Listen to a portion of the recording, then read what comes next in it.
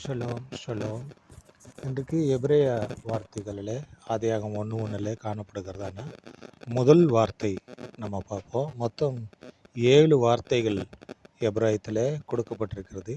அதில் முதல் வார்த்தை பெராஷித் அப்படின்னு சொல்லப்பட்டிருக்கிறது.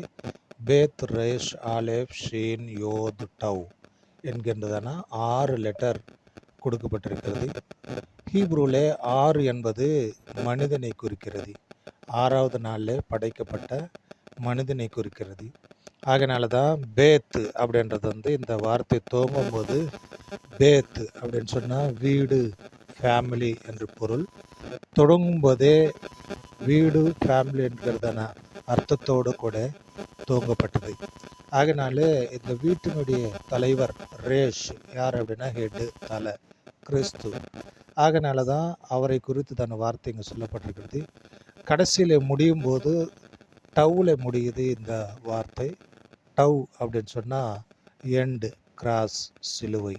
அவருடைய மரணம் முடிவில் தான் முடியுது, சிலுவையில் தான் முடியுது என்பதை குறித்து இந்த எழுத்து குறிக்கிறது. ஆகனால தான் பெராஷித் அப்படின்னு சொன்னால் ஆதியிலே அப்படின்னு சொல்லப்பட்டிருக்கிறது.